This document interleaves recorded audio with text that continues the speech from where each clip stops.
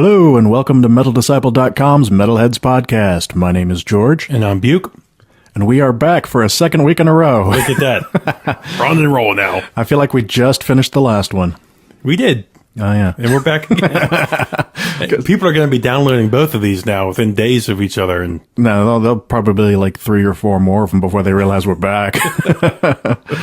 Anyway, so I was in the car the other day, listening to the radio, Liquid Metal, and Quarter of Covers came on again. I always seem to be in the car at that time. Friday, right? Might have been. Might have been Thursday. Okay. Yeah, I think it was Thursday. And I was listening to the Machine Head cover of The Sentinel. And I got thinking about it. And when we've talked about covers in the past, you've said how covers don't really do anything for you. You're like, nah, you know. Yeah. And to a point, I agree. But I got thinking about the real point of doing a cover song. It's not that you think you're going to make a better version. It's to pay tribute to the song. Because I started thinking about cover songs when I was a kid growing up. Things like Megadeth's Anarchy in the UK. Okay. Is it better than the Sex Pistols version? No. But what did it do? It turned me on to the Sex Pistols. Therein lies the real point of cover songs to me, is to introduce your fans to music that you liked that they might not know about. And when I realized that, I was like, well, that's really what you're doing. You're not trying to say, hey, look, I can do this song better. You're trying to turn on your fans to music that you liked. I don't know. I look at it differently. I don't know if they're trying to turn fans onto it. I think they're kind of, like a nod of the cap. Well, yeah. This is a band that we like. Right. Well, that's what I'm saying. I mean, but, whether the band intends it that way. I see what you're saying. That's the way I always looked at it when I was a kid. When I liked Metallica and Megadeth and those guys, that's how I got into punk music. Because I was, back then, Metallica liked the Misfits. So then I got into the Misfits. Dave liked the Sex Pistols. I got into the Sex Pistols. And that's just how I found a lot of music that I wouldn't have normally heard about, was by listening to the stuff the bands that I liked covered, or, the shirts they wore and the stickers they put on their guitars and things like that. So, yeah, I was just thinking about it, and I thought it was kind of cool, and thought I would mention that. Now, when you like your cover songs, do you like the band style to stand out in the cover song you're hearing? For example, as you just said, I'm not a big fan of the cover song, but Metallica, you just mentioned them. When they do their Merciful Fate medley, I love that cover. Anything that Metallica covers comes out good. Their Dio cover is great. Yeah, they cover stuff very well. I heard one of the other songs on that Quarter of Covers was Ministry covering The Doors. And I was like, that was a waste. Amorphous also covered them, Light My Fire. Really? On one of their early albums. And that was this I kind of like also when you take two opposite genres, like a heavy death metal band covering something like that. It's funny, but I never go out and seek a cover song. Yeah. No, I don't either. Sometimes you get them on B-sides. And then you also even bands release whole cover albums. I don't even really... I don't see the point of that. Yeah, I don't see that point That's either. Just like, got free time and, nothing better to do. Well, it comes right to mind. Iced Earth. Didn't they release that whole cover album? Yeah, what was that called? I can't even think of it right now. Horror Show or something like that? No, Horror Show was the one where they did... It could have been Horror Show. No, you're right. Horror Show was the one that they did, like Dracula had a song and Frankenstein. What was that? That's what we got to look it up now. But I think Hatebreed did a cover album a couple years back. Yeah, no, I like it when it's just sort of an extra bit, Machine Head did it that way, some bonus tracks. Metallica does it that way with bonus tracks. It's just kind of a fun thing, It's like it's not part of the album. You don't have to really take it seriously. It's just kind of cool. The Iced Earth that we couldn't think of, Tribute to the Gods. That's right. Yeah. Yeah, a whole tribute album. It almost kind of seems like you're just trying to cover yourselves. But hey, okay, we released an album. Well, yeah, it could be something to get out of a record label obligation or something, because you're not making dick for money on a tribute album, because all the royalties go to the people who wrote the songs. Yeah, I was about to just what I was about to ask. When the band covers a song, does the original artist get money for it? Yeah, that's how that works. So, yeah. Anyway, it was just interesting. Thought I would mention it. Of course. So how's your record buying going these days? slow down because because of the baby. because of the baby, diapers and formula and stuff like that, and because there's nothing left Yeah.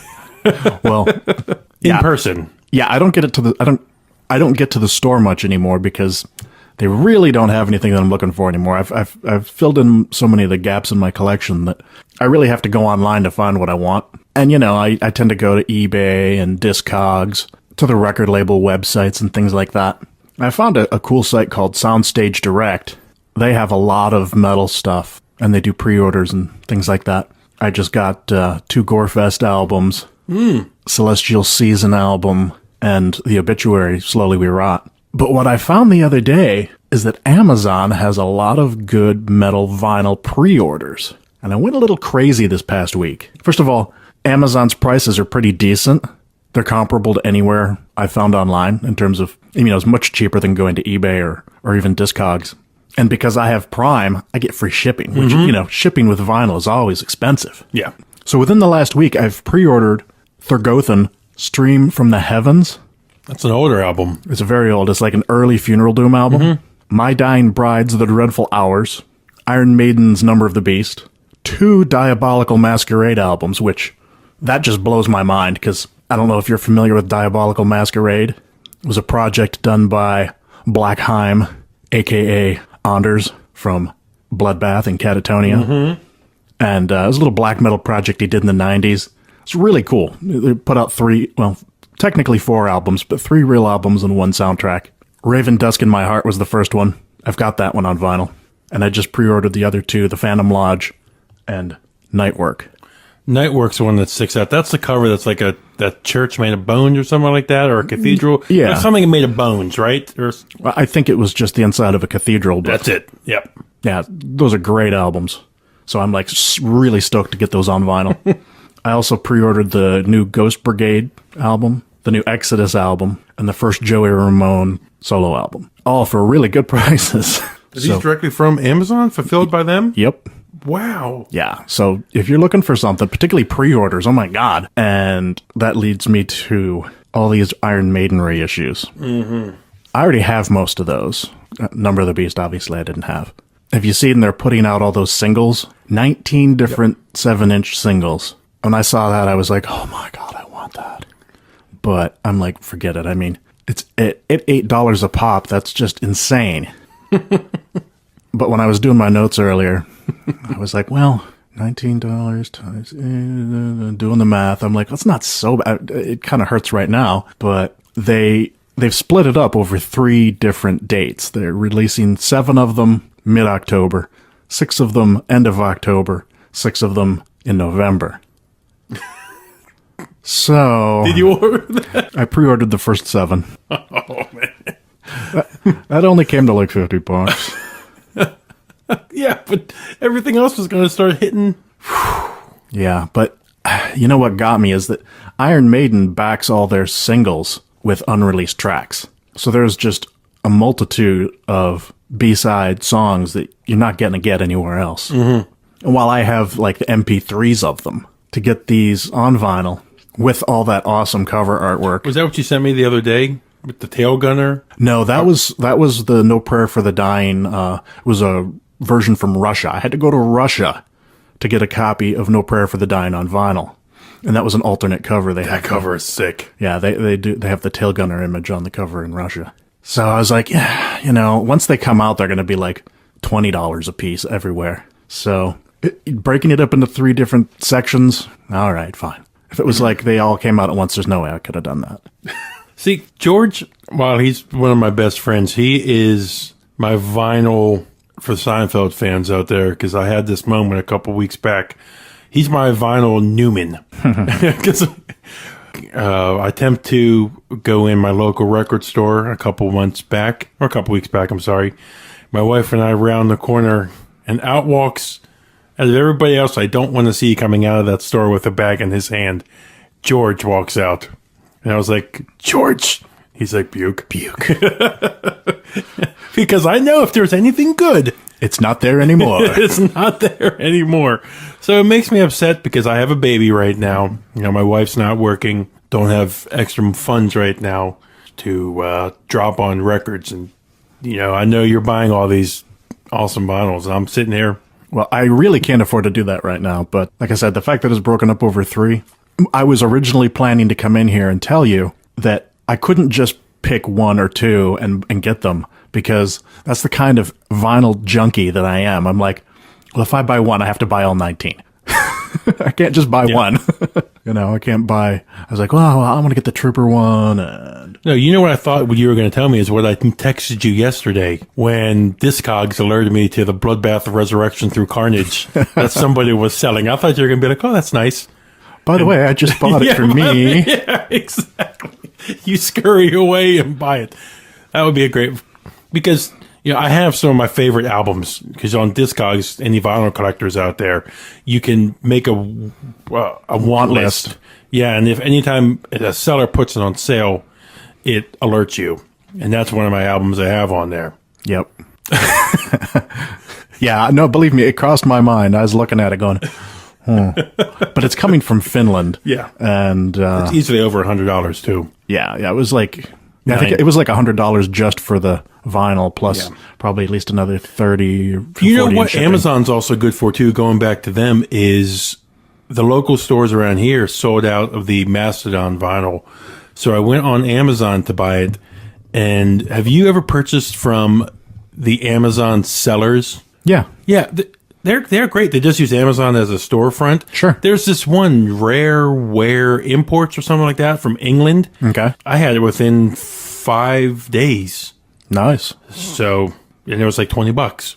Right on. It's just, Amazon amazes me that in these big warehouses that I know they have, is just a little box of, they have to have it. Diabolical Masquerade vinyls is just sitting. Yeah. And taking up a little shelf space all by itself. Yeah, I just got the first Celestial Seasons album from a guy in England. Why do you guys get all the good stuff? None of the good stuff comes here. It's all imported. Now, quickly, you just mentioned about the Maiden reissues. Mm-hmm. Before I had my record player, I remember I went to the record store one day, and I passed up Kill 'Em All. It was an original release. I didn't, that's cool. Most recently, I went out and I bought the reissue of Kill 'Em All. Do you try and avoid reissues until you have the first print? No. Okay. I mean, most of the stuff I'm looking for, either it was never originally issued on vinyl when it first came out, and most of everything is getting reissued now. If I could find a copy of the original that's in really good shape, sure. Yeah, that would probably be my preference, but it's all about what's available. Yeah, because I got a copy of Black Sabbath, and just the noise on it alone is like, oh. Yeah, I should just buy that reissue. Yeah, mine's like that too. But because can I say, oh, I own the first pressing of this? But what difference does it make if you can't listen to it? Exactly. Yeah, I know a lot of the diehards, they don't like the 180 gram, and they don't like the new vinyl. But I'm not that much of a snob. Neither am I. My order from Soundstage Direct came with a little catalog thing, and they sell like turntables and all the stuff that goes with that, as well as records. And so I was like, all right, well, let me go to their site and just sort of peruse some of their stuff. And oh my God, $7,000 for a turntable? What the hell? I've seen CD decks that cost that much. I'm just like, this thing better like do the dishes and like, go make me some money or something, because I don't understand why a turntable has to cost $7,000. And they had like all kinds of them that were like this expensive. Yeah, the needles alone are worth more than our house. Yeah. Yeah, I'm like, I've got a $100 Sony turntable.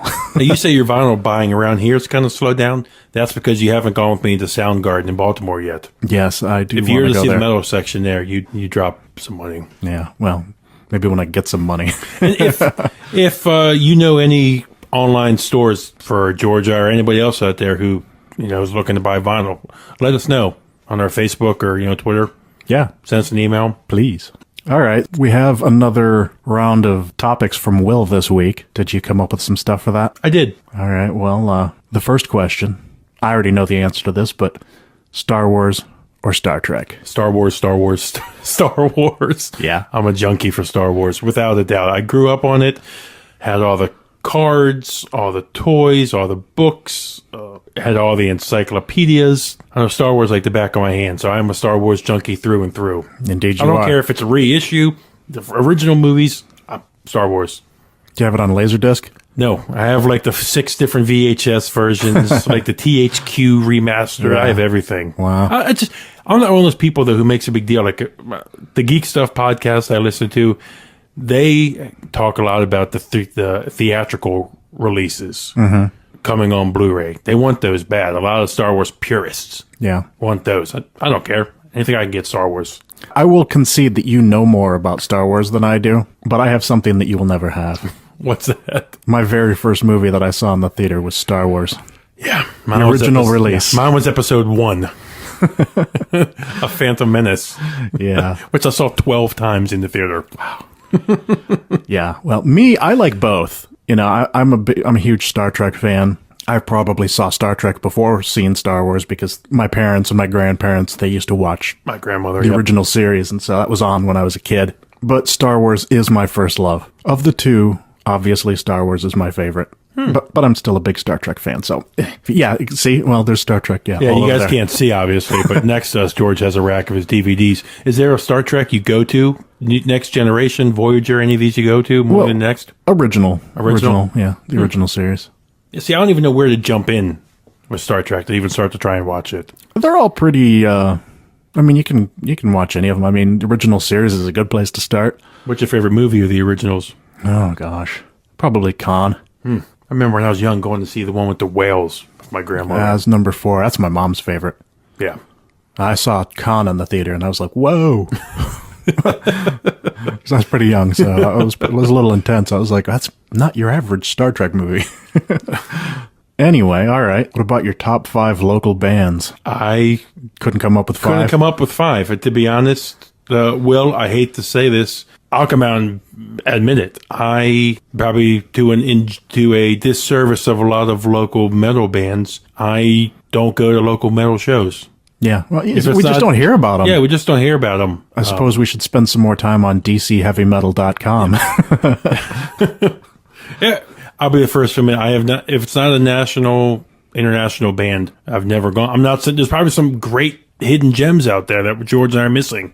I was just able to squeak out 5. I was going to do 3, and then I thought of a couple more. Yeah, throw them out. All right. First of all, obviously, A Sound of Thunder.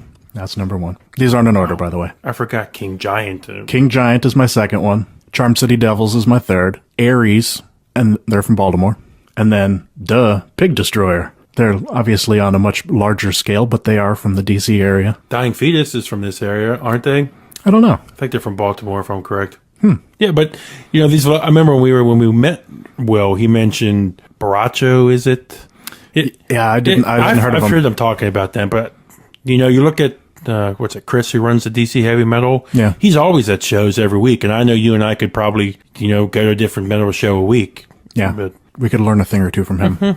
Yeah, I'm not saying this. This is going to come off wrong, and I don't mean for it to sound like that. I don't have the patience to sit through a lot of junk metal to try and get to that one good band. You know what I'm saying? We used to sit through that at Empire all the time. But the headlining band was a band we wanted to see, but they would bring in 4 or 5 local support acts. Yeah. And this is just me talking. You can blast me if you want. Heavy metal, when it's done bad, it's bad. It's really bad. And at the time, this was when new metal was starting to come up, and there was just so many bad local metal bands we had to sit through. Yeah. For me, I don't want to learn about a band live. I want to hear their recorded output first and then go see them live. That's the order that I do things in. Great point. I mean, we heard Iris Divine. I assume they're local. Yes. Yeah. But it was not a great representation of who they were. It did pique my interest enough to go, okay, I want to go and see what they sound like. But for the most part, if I don't know a band and I'm seeing them live, I'm probably not giving them my full attention because, unless like Iris Divine, they do something that like pulls my attention in. So, but has there ever been, even back home in Michigan, was there ever a local band you saw that blew you away that you were a fan of and you just followed them? When I lived in Michigan, it wasn't as easy to see shows. I wasn't close enough to Detroit for going to shows to be easy. Mm-hmm. And so I only went to Detroit for shows when it was like something big. Mm-hmm. So there wasn't really any like local metal bar to go to just see small bands. Yeah. I did see Omen once play at the Blind Pig, which was just completely bizarre to see them in Ann Arbor. But other than that, yeah, in Michigan wasn't real easy. I'll just, piggyback on your one point you made. As I'm thinking about it, you were just talking there, is that not saying these bands are putting out good stuff, and I guess maybe as metalheads we should want the noise and the live experience, but the sound with the live venues around here, Empire alone, is like you are literally standing in a giant subwoofer. If you don't know the lyrics for even the headlining artist, Forget it. forget you can't make out anything. Yeah. So a lot of these bands, they don't stick with you because they're not making an impression to start with. Yeah. Even when we saw Warbringer at Landmine Marathon at Cafe 611 here, the opening acts, them, didn't stand out to me. Not that they're doing anything bad. It's just that the sound is just... Yeah, heavy metal is so loud. It's just not... The live is just not the place to learn about it. I mean, I'm sort of flip-flopping here because when I was in high school, I learned about a lot of bands by seeing the openers.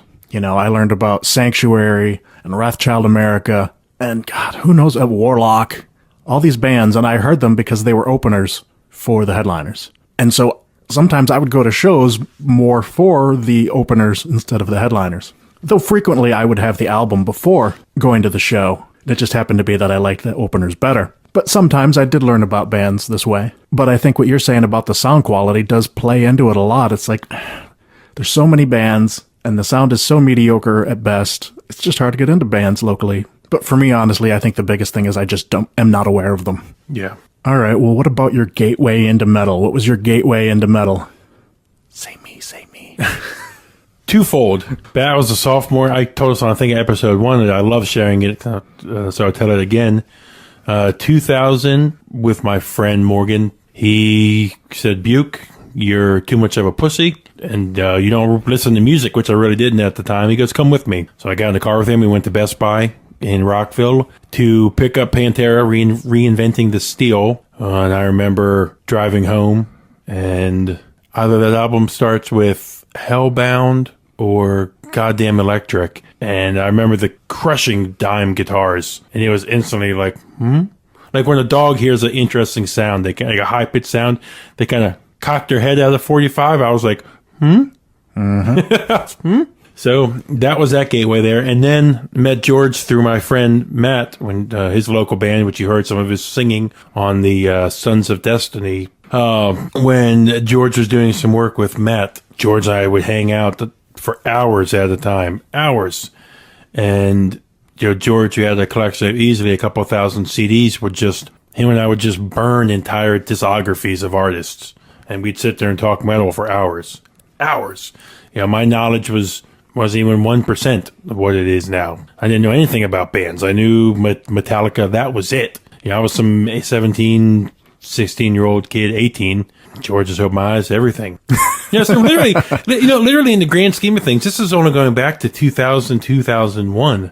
Here I am, I'm 31 now. My metal knowledge is only going back, not even half my lifetime, when yours is decades now. Yeah, just got my 30-year chip. Well, for me, my gateway to heavy metal was Columbia House Record and Tape Club. I'd listened to some other artists prior to that, but they were all kind of 80s pop rock. And then I filled out one of those, get 12 or not even CDs, 12 cassettes for a penny deals. And I picked up some AC/DC, some Black Sabbath, one with Dio, one with Ozzy, a Kiss album, and Twisted Sister. So that was pretty much how I got into heavy metal. And then from there, I read a lot of the early metal mags, Hit Parader, Circus, Rip, Metal Mania, bunch of those. And I would always pore over those looking for new music, the way I still do now with Metal Hammer and Terrorizer and those magazines. I'd look at the ads. I mean, that's how I discovered Metallica and Anthrax and Slayer, all of those. It was from, reading the ads in these old 80s metal magazines. So that's how I got there. What are some of your biggest disappointments in metal? Since I don't have the decades of metal like you do, a couple that stand out for me. I really got into the 2001 release from Dimmu Borgir, Death Called Armageddon. Mm-hmm. That symphonic black metal sound that they had on that album blew me away. I listened to that album nonstop. So how is that a disappointment? The excitement was at a fever pitch for Dimmu for a couple years. Yeah. Then they released the album, Deathcore Armageddon came out in '03. They re-released Stormblast, they re-recorded that. But then in '07, where I'm like waiting for new Dimmu, they released that In Sorte Diable, whatever that is, that concept album. Yeah. Nothing special for me there. It just wasn't the same epic album that Death Cult was to me. And then they totally lost me on that Abrahadabra. Really? Did you listen to that much? Yeah, I like it. Again, nothing special for me. And that's not a very big disappointment. It's not. But probably the biggest one for me is I'm a huge 3 Inches of Blood fan. And when they released Advance and Vanquish, when you turned me on to that, hit me like a Mack truck of instant hooked on this album. And I was so, again, riding high on them. They released Fire Up the Blades, their follow-up to that. I was like, man, these guys are still doing good. I'm loving the sound that they're making, the 2 vocalists. Everything's working great. And then they released, probably the biggest disappointment for me is Here Waits Thy Doom in 2009. It was the first released on Century Media, and there was a one singer. Cam was just taking the vocals by himself, and that sound that they had to me was gone. Yeah. So, not being really vested in bands for years and years and years. The Opeth one, their most recent one, Pale Communion, on first listen, going down to the barbecue was a big disappointment, but taking a step back, listening to it again on vinyl a couple times now, I'm coming around on it. I can easily say that the new Opeth is an extremely good album, because it is, but it's not an album I like. You done? Yeah, those are my disappointments. All right. Well, I've got an actual list of 5 disappointments. So, well, I know I don't have the years that George does, so his is what I'm actually really eager to hear. It's not all that interesting, but number 1 on this list, I'm surprised you didn't say this one, Saint Anger. Enough said. Oh, that was a given. I'm sorry. Yeah, that was a given. Yeah, Saint Anger. You could go Lulu too if you want, but I'm gonna give them that one. Another one. This one's, I don't know. When I saw White Zombie live in the late '90s, I was a big White Zombie fan, and Rob Zombie was absolutely horrible. Could not sing, and was not singing in time with the music. It was this huge buildup. I mean, they had this awesome looking stage show, and it was like, yeah, this is gonna be great. Wait, what? What am I just witnessing? And it was fucking horrible. So that was a huge disappointment, but not a big deal in the scheme of things. It's just one show. Celtic Frost's Cold Lake album. I saw this. And the Cherry Orchards video. This was a about face, wasn't it? That was a bad idea. But hey, look where we are now. But we got Triptychon. Does history ever let them live that down? No. And I expect he gets pretty cranky if you bring it up. So next up is, this isn't really a disappointment, it's just more of a bummer, was when Sentenced broke up. Yes. That was crushing. And I was thinking about this earlier, and I wonder if Mika would still be alive if the band had stayed together. Sentenced breaking up, did that free him up to do nothing but sit around and drink himself to death? I don't know. If there'd been a band, he might still be here. Something to think about. And finally, we have an era. Iron Maiden's Blaze Bayley years. Total disappointment. That was probably like the biggest metal bummer ever. How about Slayer in the mid 90s? What about it? Divine Intervention and Diablos in Musica, wherever that is. Diablos in Music is one of my favorite Slayer albums. Wow. And Divine Intervention's pretty cool too. I don't know what people are complaining about. I'm a Slayer fan, not like a Slayer like Fairweather fan. I like Slayer. Enough said. Okay. I would have thought those would have made your list. One of those two. Why? What's wrong with Diablos? Because it was just a major change for them. I thought Diablos in Musica was sort of heading back. I mean, it had more groove to it, I thought. And I liked that, Divine Intervention was very sterile sounding. I mean, I can understand why it would be someone's maybe least favorite Slayer album, but there's still some really cool songs on there. And I saw them on that tour, so I was very happy with it. So why don't we get into some news? Have you heard the new Machine Head song, Now We Die? It took me instantly. Yeah. They put out that little EP thing with the record store day thing.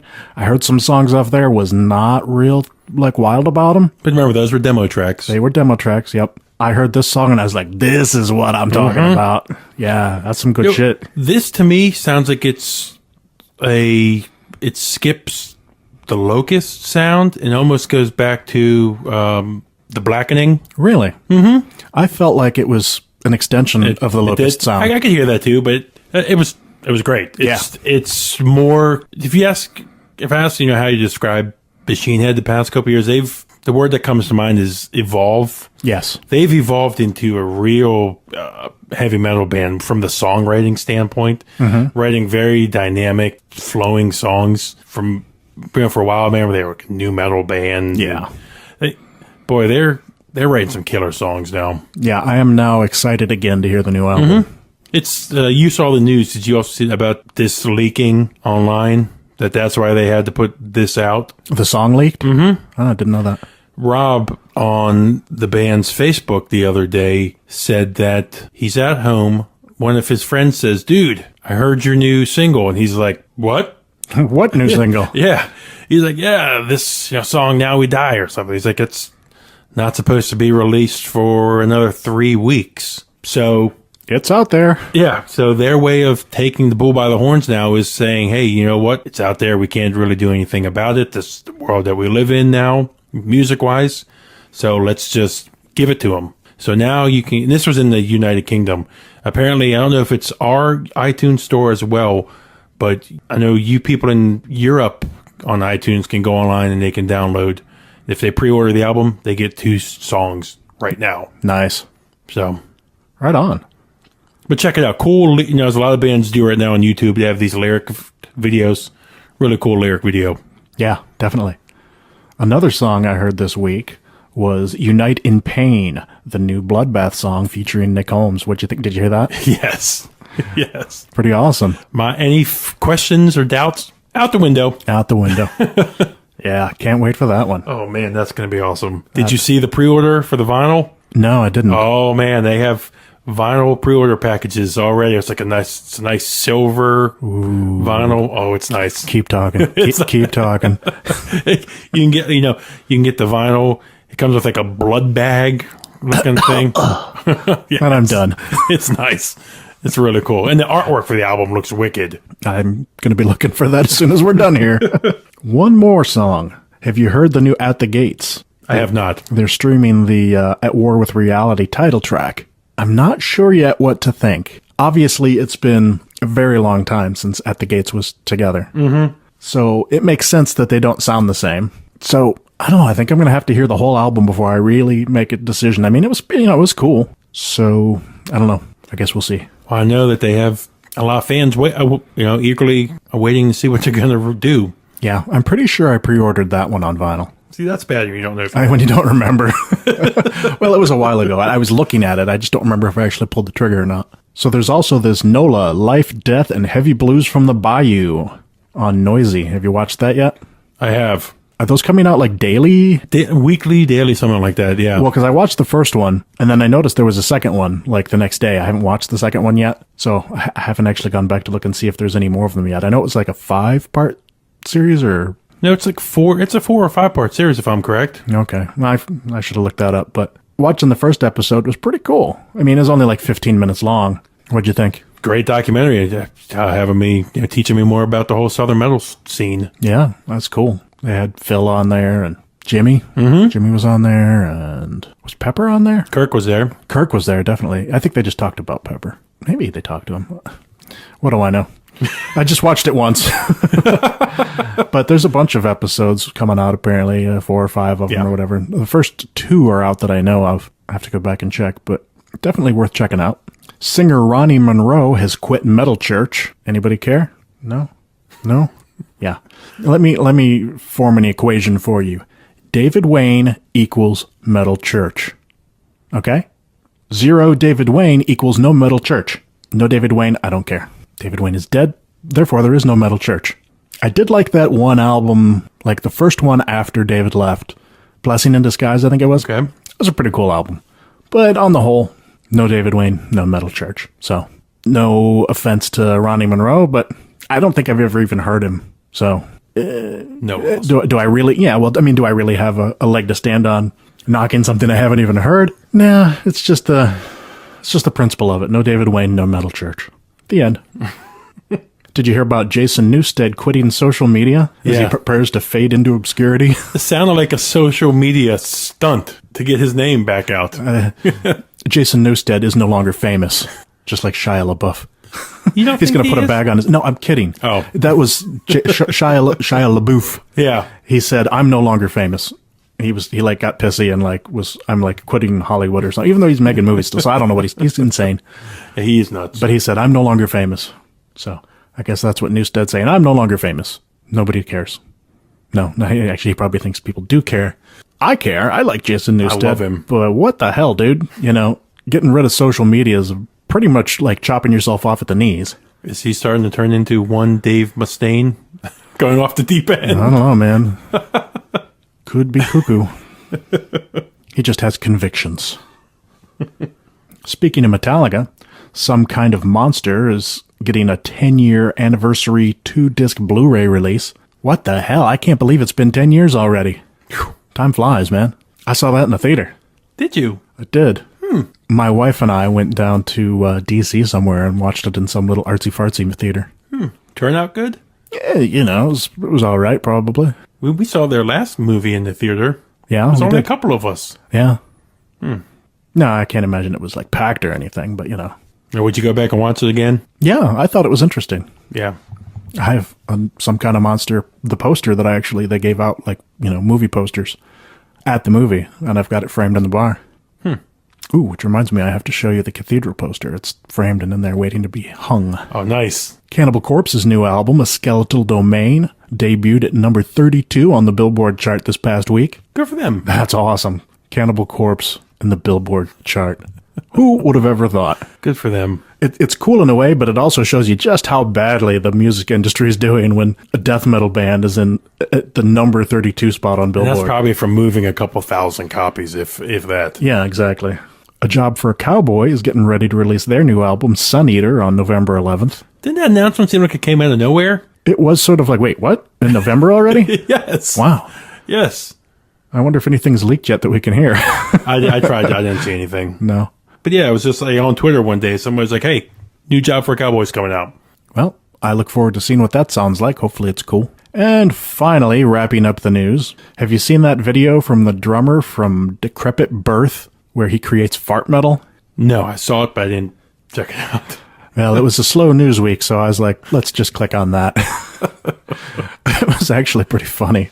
He's like playing drums and playing guitar, and then he's like farting into a microphone. You know, it's all like pieced together with a bunch of different farts, and it was funny. And then he gets to the end, and he finishes drinking a big glass of milk, and he's like, by the way, did I mention that I'm lactose intolerant? And then you see him on the can, and he's like shitting. He's like naked with a guitar, and he's shitting on the toilet, and it's just this loud. It was disgusting. It was hilarious. Probably getting a bunch of views. Yeah, so you know, go up on YouTube and look up fart metal. Let's talk about a couple of new releases this week. First off is the new 1349, Massive Cauldron of Chaos. You probably haven't heard these guys, being that they're black metal. I've heard of the name. I've seen pictures. I've not listened to it, no. Well, these guys are pretty cool. They play, you know, basically an old school Norwegian black metal. The drummer, of course, is Frost of Satyricon fame. That's probably my biggest reason for checking them out. I have not yet listened to the new album, so I cannot make a judgment, but I will probably like it. In the black metal world, how are these guys? Are they pretty good? Yeah, I mean, I like them. You mean in terms of like their reputation, Yeah, or are they- I don't know. I don't know any other black metal fans personally. You know, you're pretty much my bounce things off of guy. Black metal does just bounce off of me. So yeah, I don't really have a gauge on what other people think of them, unless I was to go and like read blabbermouth comments or something, see what the trolls have to say. Next one, I think you are eager to get your hands on. This is the Black Crown Initiate, The Wreckage of Stars. This is what I've been listening to this week, actually, also. Yeah? It's a Opeth sound, similar type of band. Have you been listening to the EP? I have. Okay. Yeah. I've got the album, and I'm undecided as yet as to what I think of them. I think I like them, though. I'm like, huh, it's so fast and technical that it almost borders on metalcore, and by definition, I hate metalcore. So, but I don't think it really is. It's just, I don't know. And then like there's clean vocals and they're not too sappy. So I don't know. I think I like them. I want to listen to it some more to decide, but I think I like them. Another one I know you haven't heard is the new Decapitated Blood Mantra. You should hear that one. That is killer. Okay. Definitely check that out. That's some sweet ass technical death metal. And finally, we have the new Electric Wizard album, Time to Die. I agree. They should just die. I can't get into them. I've tried. I mean, I'd like what they're doing in terms of doom, but and even like a retro sound, fine, but their recordings are always just so shitty. I'm not that picky anymore in terms of sound quality, but it's really just kind of shitty. So, I don't know. I'm trying to get into them, but I only got a couple songs into this new album before I was like, no, not so much. All right, well, why don't we talk about a band that I am really happy about? This is a band I discovered recently from Phoenix, Arizona. This is our indie band this week. This is Take Over and Destroy, and their second album, Vacant Face. I don't remember where I first heard this, but I have since picked up the album. I ordered their first album, Endless Night, on vinyl the other day. In talking to the band, they assured me that Vacant Face is going to get a vinyl release soon, so I will be all over that. I'm not sure how to describe the sound. My initial impression was symphonic sludge. Sort of two opposite ends of the spectrum here. There's a very ethereal and epic sound to these songs. At least, well, some of them, not all of them are like that. And the playing is very tight, but then the heavy just rams into you like a fucking Mack truck T-boning you. And the vocals are just so sludgy, raw. Yet at the same time, there's clean vocals. There's strange, gothic, clean vocals. Honestly, it's like nothing I've ever really quite heard before. It's pretty original sounding, and for somebody who's listened to as much music as I have, that's one quick way to get me on board, is something good that I haven't heard before. Mm-hmm. And I just played you the songs before we got started. What was your impression? You just described it perfectly, that it hits you first off. When it kicks in, you're like, whoa, what is this? Yeah. The album starts off and real quiet. And then it gets into some like clean, plinky guitars, and you're like, oh, that's pleasant. And then it fucking just smacks you in the head. And I'm like, oh yeah, that's going to be good. Again, another pick by you with right in tune with what I'm listening to right now, style-wise, so yeah. You're on fire. Before we play a song, I want to mention a few things about the band. First of all, you should check them out on Facebook, and then you should go buy their music. You can buy physical copies and merch from takeoveranddestroy.bigcartel.com. If you want the digital download, head over to takeoveranddestroy.bandcamp.com. These guys are going to be touring with Year of No Light starting October 30th. So make sure you get out there and check these guys out. Now listen to this song and you'll see why. You will understand. This is Take Over and Destroy, Vacant Face.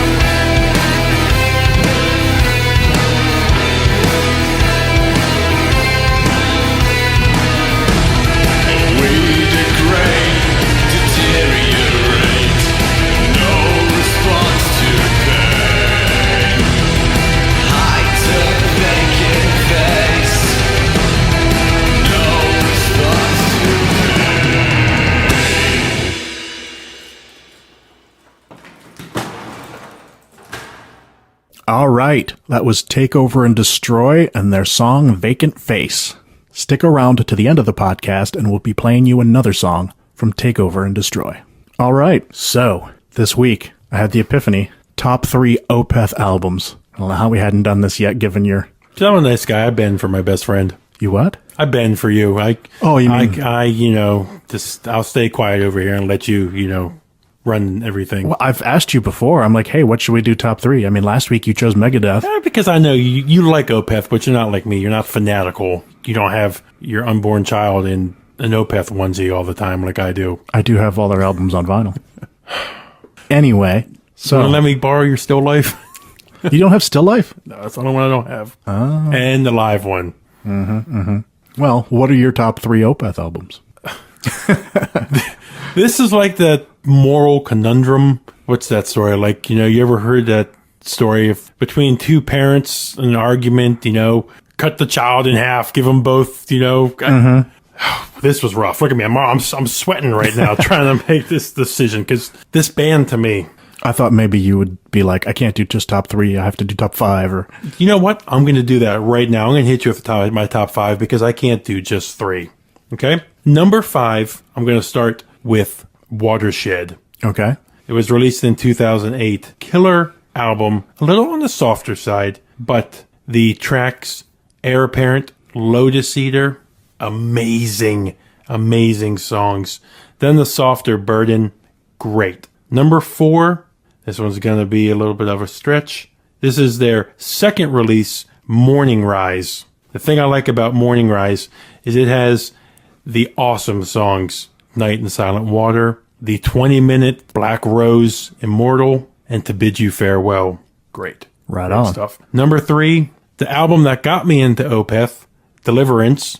Okay. That has Master's Apprentices, Deliverance, killer. A Fair Judgment for Absent Friends. Man, this is tough. Number 2 is what a lot of people call the go-to Opeth album, like their top. This one has, they say, when they list the best all-time albums of all time, this is on there. Blackwater Park. Wow, you have surprised me. Number 2. Yeah. It's a great album. Obviously, the reception that this album has alone speaks for itself, but starts out Leper Affinity, Bleak, Harvest, Drapery Falls, Dirge for November, Funeral Portrait, Patterns in the Ivy, Blackwater Park, Leper Affinity. There's a bonus track live on it. Whew, amazing album. The album, if you've never heard that album and you're curious what Opeth sounds like, that's a great jumping in point. I'm curious what your number 1 is now. I would have thought that was your number 1. I was going to go with Still Life, but I just like Godhead's Lament off that album and Serenity, Painted Death. But my number 1 Opeth, maybe this is a little more, it's not commercial at all, but it's probably their number 1 selling album so far. Ghost Reveries.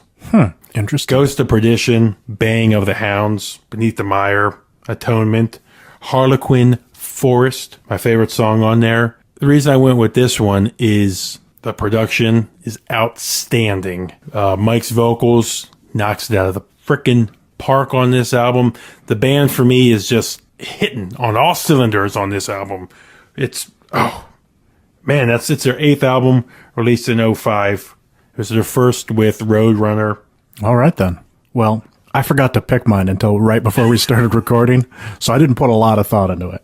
It was more of a gut reaction. But that's more true.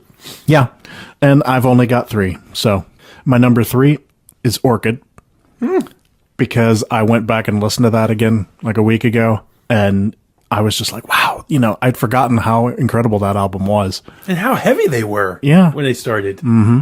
And so I'm like really into that right now. So Forest of October.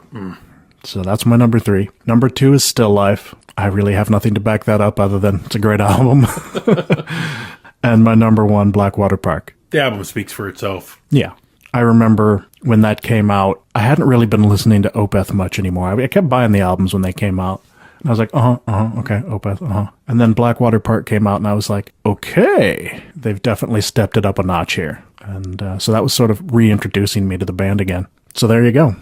So last week, we started a new segment called Convincing Buke, and I stated the case for the band Motorhead, and I gave Buke homework to listen to 3 songs by the band And now this week, he has to come back and tell us, did these songs make a fan out of him? Or does he still dislike Motorhead? I pass the mic to you. You're going to hate me here, and don't throw anything at me. The word still that comes to mind, overrated. And now on the final Metalheads podcast. And Buke subsequently went missing after this podcast. You know what, buddy? What was that, 1916? Mm-hmm. Touching. The lyrics hit me. Yeah. Especially the lyrics when he looks over at his friend, sees his friend dying. It's like, whoa, that song alone is great. Yes, it is. I thought on the way drive over here how to best describe this. You know how Man of War prides himself on being loud?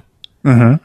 It's almost like in the recording of this album, they were trying to have a loud, heavy sound that I think goes along with Motorhead. But his vocals and how tuned up everything is, kind of, it's hard to describe, kind of blends it all together. It's just where it's kind of like, it's not noise. It's not, you can't decipher different sounds. It's just cranked up a little high. And still, his voice, I love raspy voices.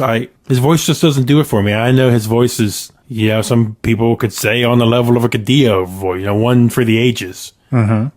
Doesn't stand out to me. You picked, I did listen to other songs. You picked great songs. Yeah. You easily picked the best songs on the album. 'Cause I listened to the album start to finish. You picked the best songs on the album. Okay. While this instantly doesn't hook me on the band. Has been wanting to check out other stuff, but still not enough to where if I don't listen to them, for another couple months, it's not going to bother me. Don't pull your punches. Call it what it is. You still don't like Motorhead. Yeah, I still don't like them yet. Gotta say, I'm a little disappointed. I was not able to convince you.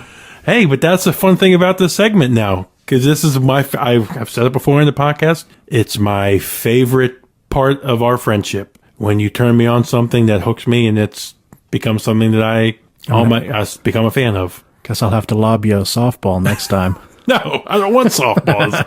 I want high, fast, inside. Mm-hmm.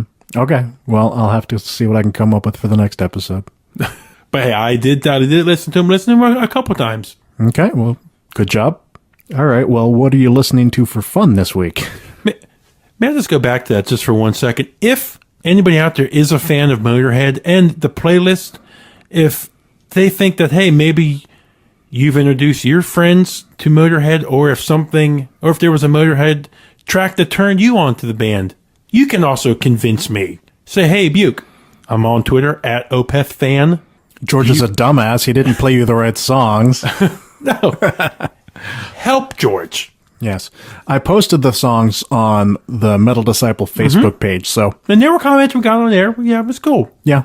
So if you want to, follow along, listen to the songs, they're on the Facebook page. Yep. Okay, what I'm listening to for fun this week, I'm listening to, and we didn't mention it on the new releases, our Welcome Back episode last week, is In Flames' 11th studio album, Siren Charms. Yeah, what'd you think of that? It's good. It's, for a while there, after Reroute to Remain and soundtrack to the Apocalypse or whatever that was, they kind of lost me for a number of years with Come Clarity. Then in 2001, they released Sounds of Playground Fading, which was, hey, it's more heavier rhythmic sound from them. Definitely not their early Jester Race Oracle type of sound that they don't have anymore. No. But this album is more of, I think, them finding their way again. Yeah, I think it's pretty good. Yeah. I've seen both sides of it. Yeah, I've seen some haters hating, but me, for the most part, it's not bad. It's pretty good. It's definitely better than their middle years. Would you still say In Flames is, because remember when we saw them on the Reroute to Remain tour, they were getting big. They were huge. Yeah. The excitement, the hype of them, they were pretty big. Did you say that they still have that? It's hard to say. I mean, I think they've maintained a certain level, but like any band who's been around as long as they have, like the Metallicas and stuff, by this point in their career, all the early fans are going to start calling bullshit on anything they do. Mm-hmm. Good point. And so they really got to just kind of do what they want to do at this point, because people are going to complain no matter what. There's no way to put out a perfect album that nobody's going to hate on. So I don't know. I'm sure they're still pretty popular. How about next week? Let's do top 3 In Flames. Okay. All right. Well, I've got 2 different albums I wanted to talk about this week. 2 rather different albums. The first one is a Swedish death metal band called Crucifier. and their album Black Magic Fire. There's not a lot of new death metal these days that's real interesting. As I was mentioning last time, I was really getting into the old school death metal. But I heard this album, and I kind of, like you said, I did the dog with the sideways. The music is very kind of old school death metal sounding, whereas the vocals kind of have almost a black metal sound to them. And the contrast is really pretty cool. There's nothing super fancy about it. Like I said, it's kind of old school sounding, so it's like no bells and whistles, but it's a good recording, and it sounds good. And I say, hey, check it out. The other band I was listening to this week, I don't even know how to classify this. Pagan metal, maybe? It's called The Wolves of Avalon, and their album, I'm not going to say this right, Boudica's Last Stand. Now, the main guy for this band has another band that you may or may not have heard of called The Meads of Asphodel. That's a black metal band, a rather controversial but well-received black metal band. The Wolves of Avalon, though, it's got sort of a medieval style. I don't want to say like battle or anything like that, but kind of. It's just kind of medieval sounding. There's a lot of folky elements. There's clean vocals. There's harsh vocals. It's really strange. That's really all I can say. It's kind of strange, but at the same time, it's kind of interesting. So I've been listening to that, trying to decide what I put think. it in my iPad right now. I'll be listening to that later. Yeah, let me know what you think. All right, how about a classic for this week?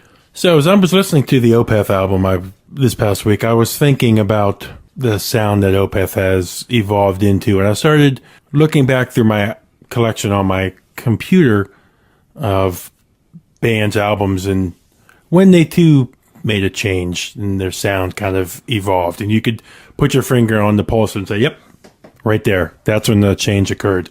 This one was back in 1995. This was the album The Angel and the Dark River by My Dying Bride. Yeah. The albums before this, as you can probably back me up, were rather death metal. The vocals were growling, Yeah. harsh vocals. And those of you who know the My Dying Bride now, very slow, very sad, very depressing vocal stylings, sad, slow music, violins, doomy, gloomy. Yeah. Well, what's interesting is that, they started off with death vocals. It was like really kind of, early death doom. Mm-hmm. And then they moved on into all clean vocals. And now in the last, 10 years, they've moved back to, I don't even know if, God, I can't even remember when they started doing it again, but they've been doing harsh vocals mixed with clean vocals. And to me, that's just the best of both. Yeah. So I thought this was interesting because this was one of those albums that you could look at the albums before and hear it and instantly put this one on and it starts out and you're like, is this the same band? Yeah. It's, maybe you can't think, I don't want to put you on the spot right now, but maybe for later, if you can think of bands that their style was almost a complete 180 from. But, my Dying Bride, when you first turned me on to them, I was like, oh man, this is sad. Some sad stuff. Yeah, that's doom. it's definitely, but yes, that's my album. By My Dying Bride, The Angel and the Dark River. Nice. I thought that would be a nice pull for you. I love that album. Do you? Oh, yeah. I have it on vinyl. Oh. I guess that's my code for I love it. I have it on vinyl. That means I love it. My classic this week. Now, yours surprises me because I was surprised you didn't pick another album from them. Really? Mm-hmm. Well, yeah, my classic this week is the 1991 album, Like an Ever-Flowing Stream from Dismember. These guys are a Swedish brutal death metal band, and I just happened to listen to this album. I was going through sort of a mental list of albums that I want to get on vinyl, and Like an Ever-Flowing Stream is considered a classic of Dismember. So I was listening to it again, and I was surprised. I mean, I've listened to Dismember before, plenty of times, but listening to this album, I did a double take. I was like, singer sounds so much like LG Petrov from Entombed. I was like, wow. I literally had to go and check. I'm like, he wasn't in this band, was he? And no, it wasn't. But that just really kind of turned me on. I was like, wow, this reminds me of Entombed, even though this album came out in 1991 and I didn't hear Entombed until 94, I think. It was a very similar sound, perhaps a little bit heavier. It was very good. Now, in lists for greatest metal albums of all time or death metal albums, and I told you I was surprised you picked this, I've seen Massive Killing Capacity on the list. I don't see that one nearly as much. Okay. Okay. I have that. That's the one with like the Robotech. Yeah, the looking dude Robotech guy on in the front. Yeah. Yeah. I mean, I've seen it on some lists. Okay. But, I hear about this album a lot more. Okay. So, anywho. I will check that out. I haven't given that much of a listen. Yeah, it's been a little while. That's why I was sort of like, I need to go back and revisit these guys because I just, they broke up, and so I haven't listened to them in a while. Have their members gone on to do anything else that you can think of? Not off the top of my head. They probably have, but Yeah. All right. Well, geez, after last week's epic episode, this feels kind of short, but here we are at the end. Anything to add? Just that we're starting to see more fan interaction. Our Twitter every day has been responses, retweets, favorites. Will, you've been great. Chuck and Godless from the Metal Sucks podcast, those guys have been wonderful. We're starting to get people talking about us on Facebook and stuff like that. So I'm going to say thanks to everybody for that. Yeah, you're our social butterfly. I'm the antisocial one. Here I am knocking on Jason Newsted, and I'm on social media, but I'm not real good with it, so so everybody talks to you and nobody really talks to me. But hey, whatever. It's cool. But if you want, you can check us out on Facebook, the Metal Disciple Facebook page. We're on YouTube, Stitcher. There's always wearemetalheads.com. You can stream all the episodes from there. And of course, you can download and subscribe to them on iTunes. You can also write us, let us know how much you hate us, how much you like Buke, how much you hate me. Or vice versa. Yeah, or vice versa if I annoy you. If my lack of intelligence, like George, stops me from describing music as good as him, let me know about it. My lack of personality. I may have the metal knowledge, but I have no personality. I'm really a sociopath. I'm going to kill you and eat you. I'm editing all of this out. All right. Well, that's it for this week. So let's play you another song from Take Over and Destroy. We'll be back next time. This is Terminal Burrowing. Check it out. See ya.